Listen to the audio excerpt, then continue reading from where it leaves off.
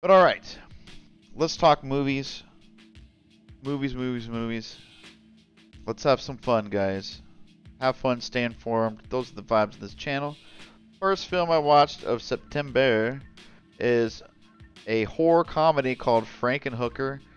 Guys, absolutely hilarious movie right here. This is 1990, directed by Frank Henenlotter.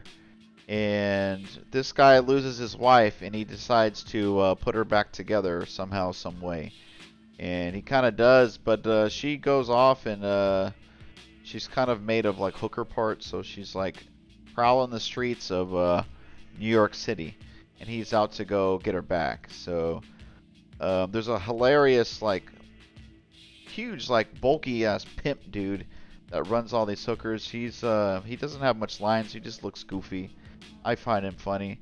There's this like super crack party. I don't want to spoil too much, but these hookers all go out of control, and what ensues is just one of the funniest moments of the month for me. And I've seen this. This is my second viewing, guys. It held up on the second watch. 4 stars out of 5. Gotta be top, at least top 10 horror comedies out there, guys. Excellent practical effects. You'll hear me saying that a lot. I like films that have good practical effects. But Frankenhooker, guys, check it out. I believe it's available for streaming online. So, second film, girlfriend and I are doing an Alien series. We're rewatching them all. 5 stars out of 5 on the first one. This might be my favorite. Aliens, the sequel, is up there. Alien horror creature feature, space sci-fi from 1979, directed by Ridley Scott. Man, you've got Tom Skerritt, Sigourney Weaver, Veronica Cartwright, Ian Holm killed it as the android. Yaphet Kotto is also in this. Harry Dean Stanton. But dude, okay, excellent cinematography. The film looks absolutely stunning. Just the set designs. There's like moisture and water all over the place. Mist and just like H.R. Geiger did the main design of the ship and the alien itself, and there's just all these like pipes and rods running through the place, man. It looks really cool. There's a lot of sexual imagery that's meant to scare people. Very kind of subliminal. Some's obvious. The face hugger is, you know, it penetrates a male, and they chose a male because it'll scare the men, you know. And yeah, I thought that was a pretty nice pick. But what else more is there to say, guys? Sigourney Weaver instantly cements herself as one of the strongest female characters in film. Not just female, but like horror, final girls, horror movies, period. Strong lead, strong protagonist, whatever you want to say. But man, 5 stars out of 5, masterpiece. I really paid attention to Ian Holm and the android this watch, guys. His acting is so good. Just watching him trying to hide that he's not an android. So, Blade 2, guys. Blade 2. Directed by Guillermo del Toro. Another horror. This is a superhero horror movie. I think it's a Marvel character. This is from 2002. I think I was a little harsh on this. I might bump it up to a 4 instead of a 3.5. But I really found how they brought back Chris Christopherson a little odd. Like they were really trying to force that plot in there. That's why I might have rated it a little lower. But you know, Wesley Snipes is back. He's doing good fights. He's got his one-liners. Solid acting performance by him. Norman Reedus is in this. Yeah, he plays Scud. Ron Perlman, everybody likes him. Donnie Yen was underutilized, man. I was a little disappointed. He shows up and does like a triple kick, which is cool. A little sword fight, but then he just vanishes, you know. So I wish he was in that more, but that's okay. Dude, Guillermo del Toro, he knows horror, man. He knows how to do that stuff, and like the way those these new vampires, the way their mouth opens, man. Oh my God, it's really memorable. They look pretty freaking terrifying. And if you guys are Resident Evil fans, the RE5 the enemies in that one kind of do the same thing. They go like blah and have all these like little tentacles and mouth and tongue and coming out. So Blade 2, pretty darn good horror movie. I refuse to watch the third Blade movie, guys, because oh boy, it's just not. I saw like a fight scene with Triple H or something, look horrible. But a fourth film of September, Blue Streak, is a 1999 comedy directed by Les Mayfield, starring Martin Lawrence in the lead role, Luke Wilson, Dave Chappelle, and I really like William Forsythe. He's cool too. But man, I grew up with this movie. One of the first films I bought on DVD, and it's not great, but it's good. I gave it 3 out of 5. There's some really good montages of him in the police station hunting for this diamond that he lost. But it's just it's a solid comedy, guys. Dave Chappelle is pretty funny, but Martin Lawrence is definitely the star of the show. He holds it down in the lead role. It's got a decent soundtrack too. Just a good plot, man. I like him trying to go undercover as a thief in the police station. And Peter Green's in this too, man. He plays a good villain. So, it's fun. Blue Streak. Alright, next film is Vampires Los Muertos. I really like John Carpenter's Vampires of James Woods, but I saw this at a Half Price Books and I had to buy a physical copy because it's directed by Tommy Lee Wallace, who's got a solid track record. I recognize the name from Halloween 3, Season of the Witch. This came out in 2002. Horror vampire movie here. And when I saw John Bon Jovi on the front cover, guys, I was like, holy shit, John Bon Jovi. This has got to be a so bad it's good, right?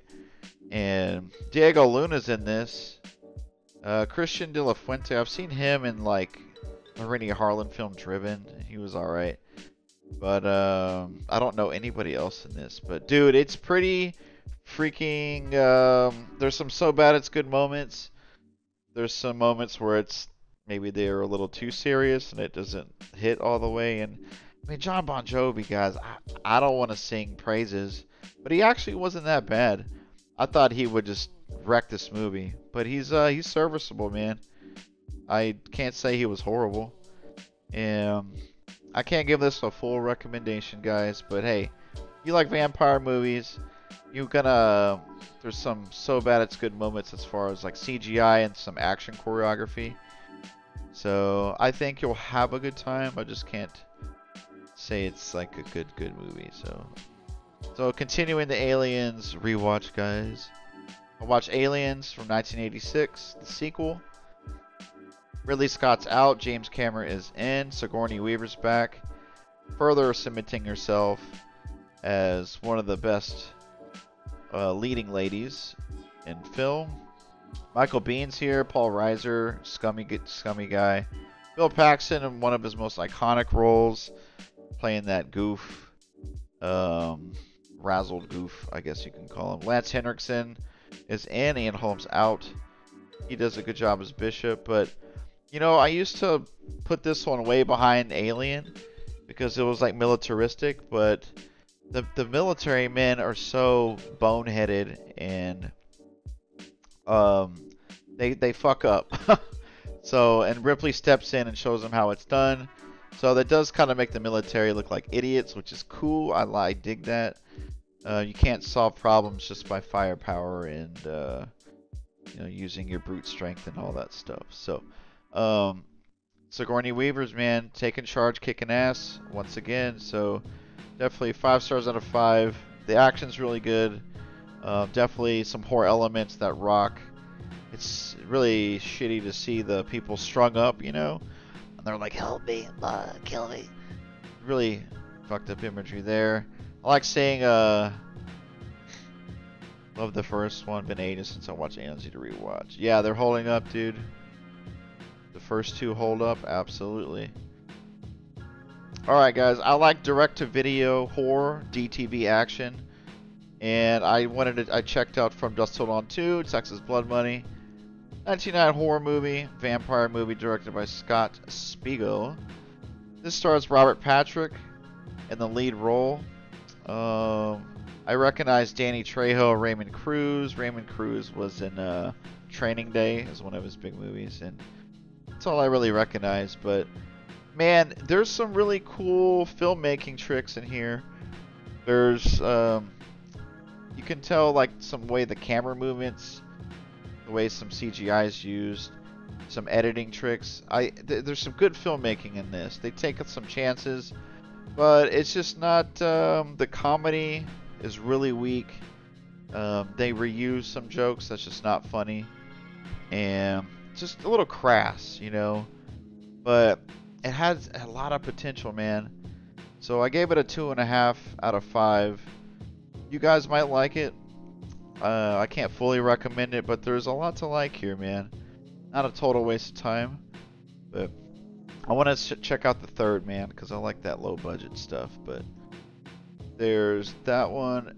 The Third Alien, 3.5 stars out of 5. This is from 1992, another horror creature feature, directed by David Fincher, third different director this time. So I like the setting.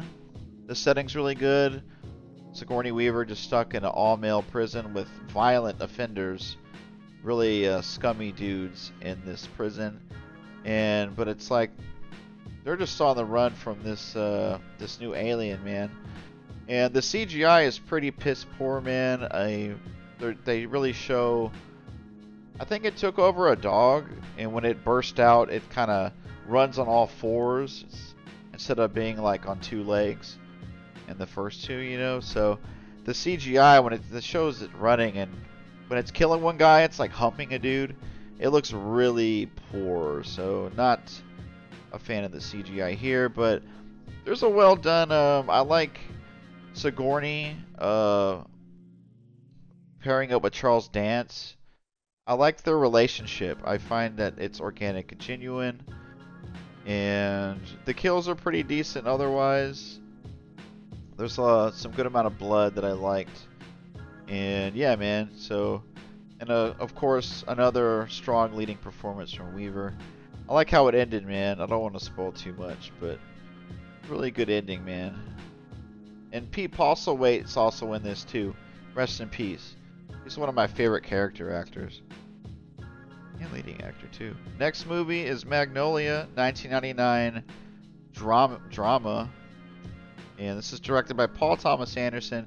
You know what, man? I have a soft place for this. This movie holds up without the nostalgia factor, okay?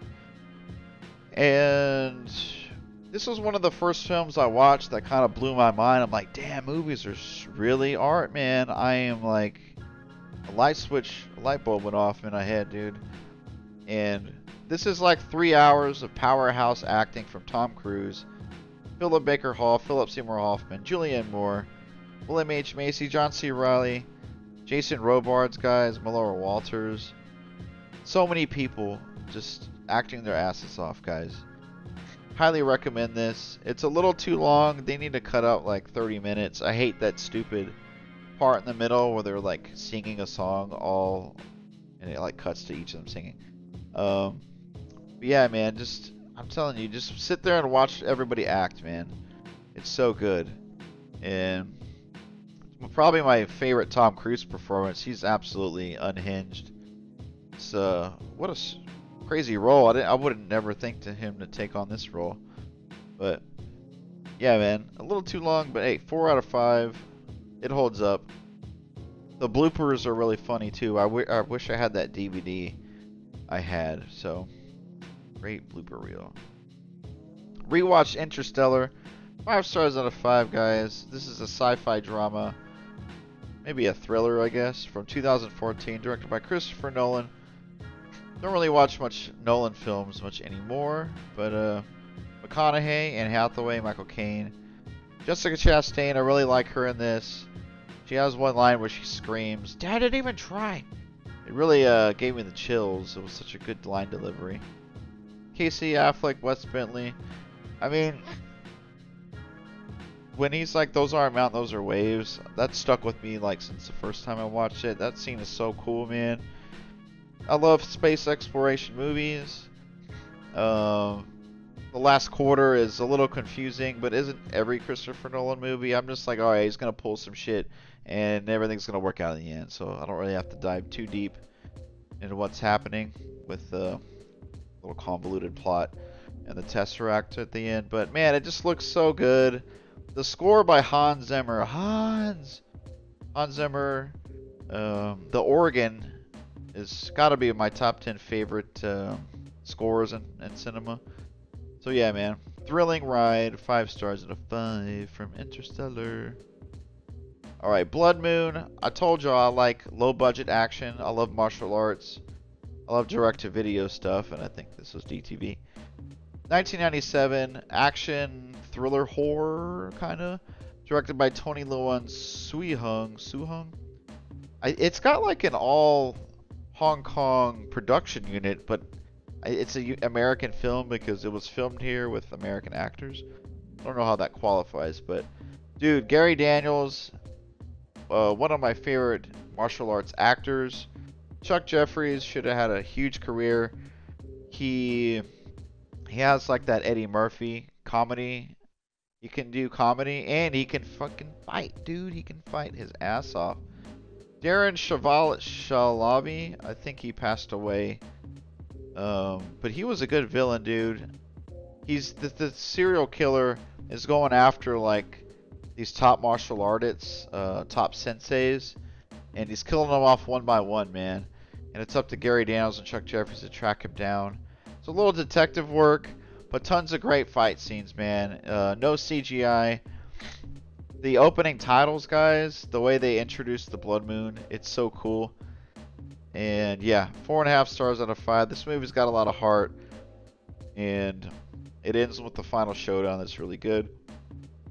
Alright, continuing the Alien Resurrection, the Alien series. 1997, another creature feature, horror, sci-fi, directed by Jean-Pierre Jeunet.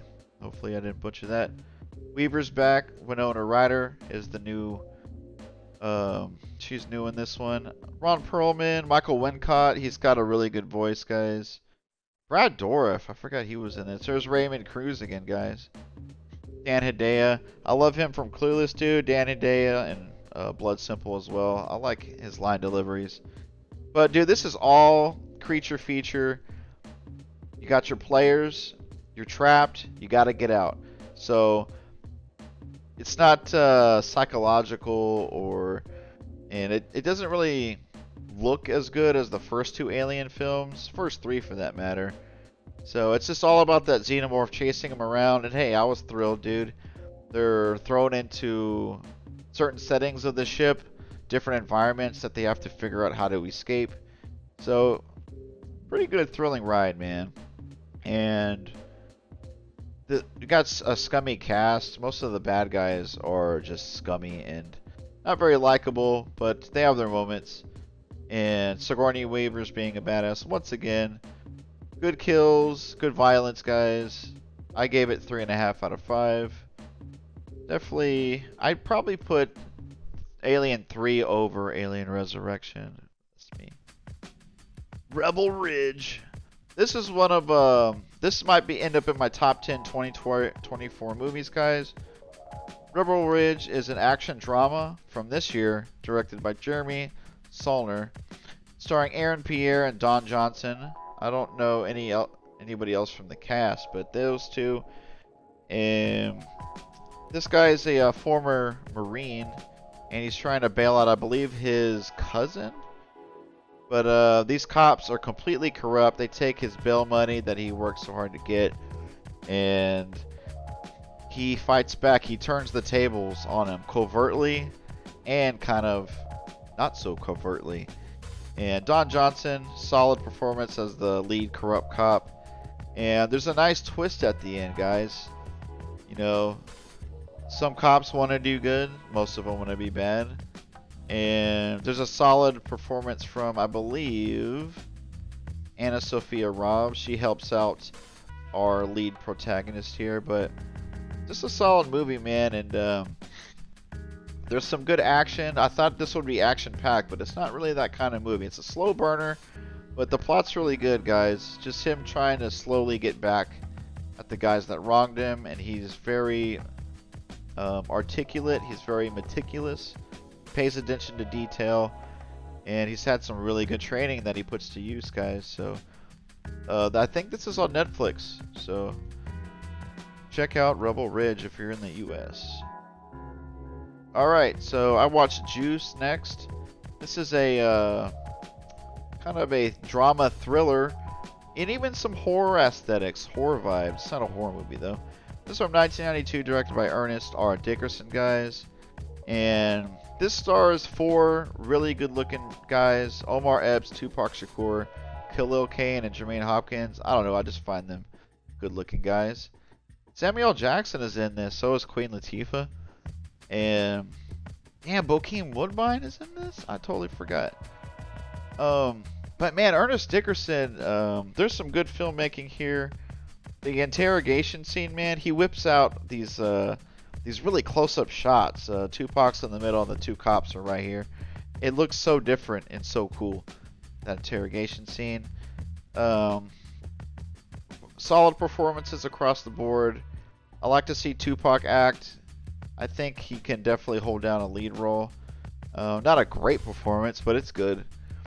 And the iconic "I'm crazy, I don't give a fuck" scene, you got that. But man, this Ernest, my film friend, Finland Empire on Twitter, dude. He made some side-by-sides of this movie and other horror movies, and quotes from the director himself. It's like, yeah, I was trying to do this little horror bit from this movie, and it gets kind of scary, this film, but it's really freaking sad, man.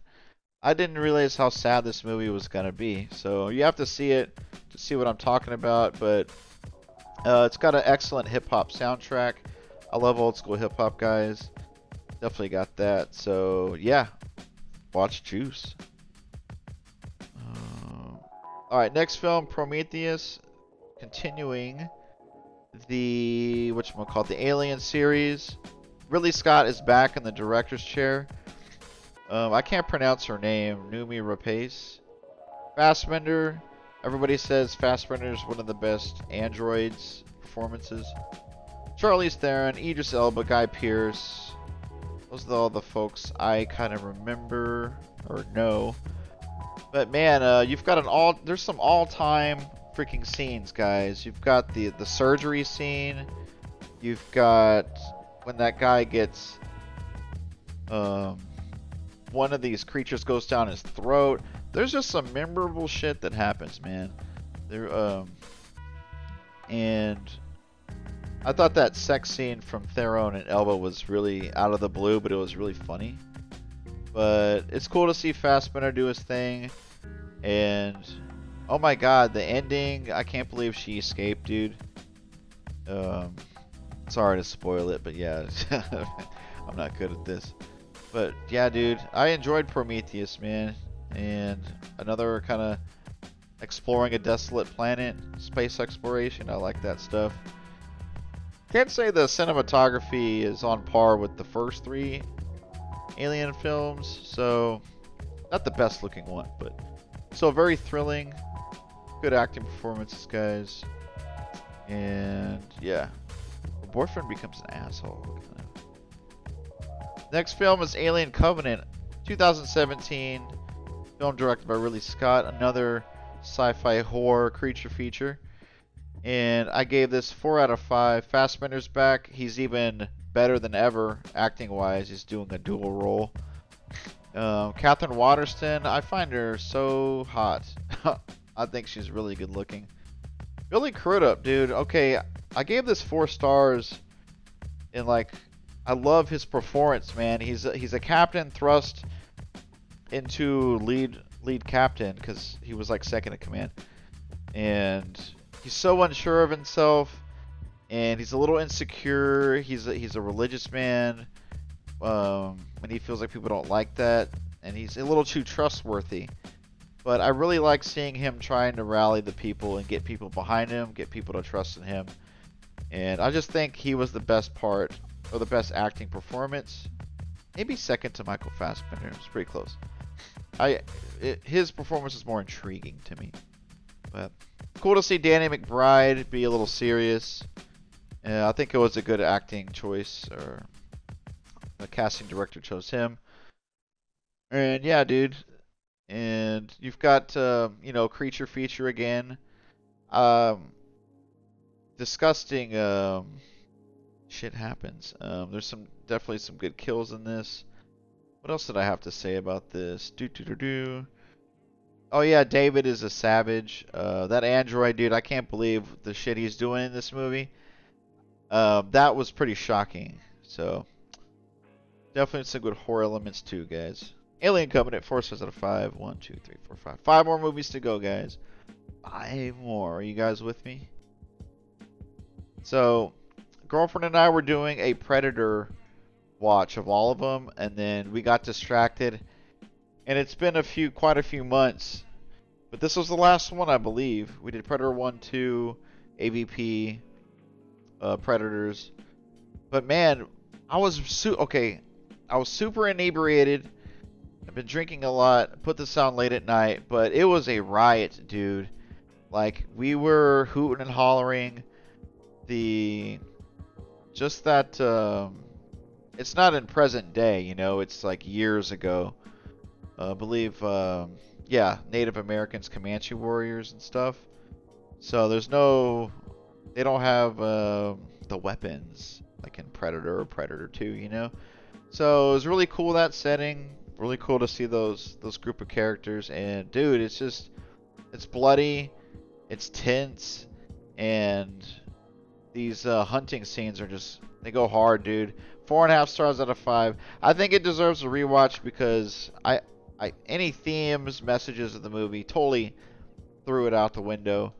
I was all just in here for the thrills and kills, man. So I really liked it. What can I say? All right, I started doing a Resident Evil rewatch. I was super harsh on these guys. I was so mean to these movies. So I wanted to give it another chance, and I'm starting to like them. What can I say, guys? I am starting to like these movies. Resident Evil Apocalypse, action horror movie from 2004, directed by Alexander Witt. Paul W.S. Anderson takes a back seat, I believe, as one of the producers and writers. He's not directing this one, unlike the first. Mia Jovovich is back as Alice. Sienna Gilroy stole my heart. I swear this is like top 10 hottest as Jill Valentine. Hottest performances ever. The way she lights a cigarette, the way she smokes it, the way she's shooting zombies in the head.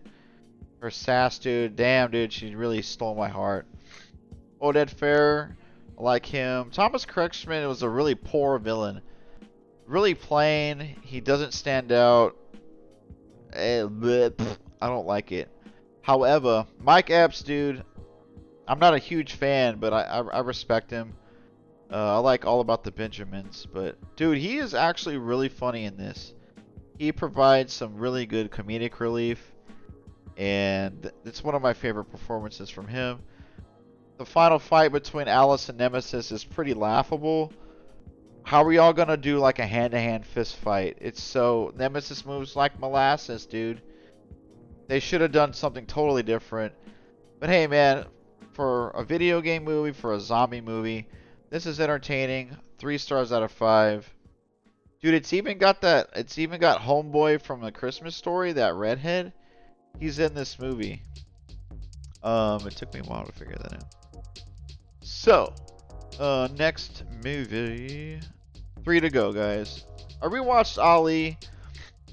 I had raided my dad's garage because he's getting rid of stuff, and boxes and boxes of movies the family's been collecting since the 90s. So it was, I bought a bookshelf. Or no, I took a bookshelf from the garage. Stacked all these DVDs. It's all 90s and 2000s movies. And I was just like, alright, what can I watch from here? And I picked Ali. Boxing drama from 2001, directed by Michael Mann, guys. And Michael Mann shows, again, why he knows how to film a movie. He knows how to make a movie look good. Will Smith, I'm not crazy about it, but he did okay. Okay performance. Jamie Foxx was good. Jon Voight was good. And I really liked Ron Silver as Angelo Dundee, the trainer. Can't really say the acting's great, but man, the boxing's so it's really hard to film a boxing film, guys. But Michael Mann makes it look convincing, and like he'll connect a punch right, and then he'll cut to the feet and his feet shuffling, or he'll connect a punch and then it'll like slow motion his bicep, and you can just see the way his muscles. It's like, it really flows good, the boxing. And I like how they slip in. There's they slip in two government agents. Like they cut and it's just them, a shady government agent talking to someone undercover in, I think it's the Nation of Islam. And like they've got insiders in there keeping an eye on Ali and making sure, he doesn't get too out of line. But I just like how they did that because the FBI had a hand in killing Malcolm X and MLK, and I don't know if I'll get red flagged by the feds for saying that on camera, but the family thinks so. I think so. And the FBI also killed multiple people of the Black Panther Party. One of them, Fred Hampton, was killed in his sleep, guys. So the FBI is evil, but I just like how they slipped that in there, man. I didn't think you can get away with that.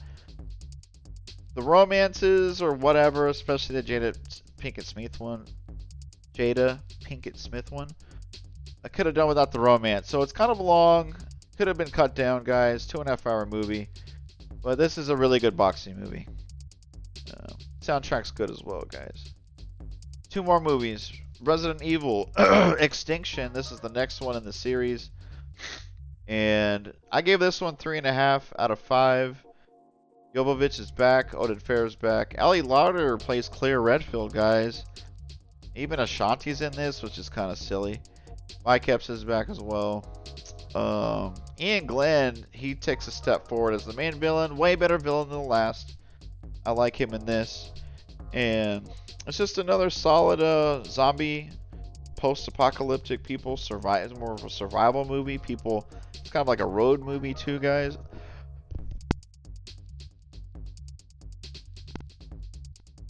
I had to cough.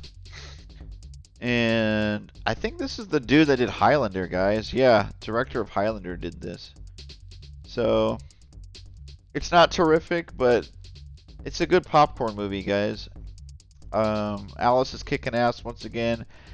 Of course, the plot, guys, the plot goes off the rails, and they kind of bend the rules and what the character can do. She has like telekinetic powers now, but what she can do is pretty badass, so it's whatever. 3.5 stars out of 5. Okay, so last movie of September 2024. 3 stars out of 5 to Resident Evil Afterlife. 2010, Paul W.S. Anderson is back, y'all. He's back in the director's chair.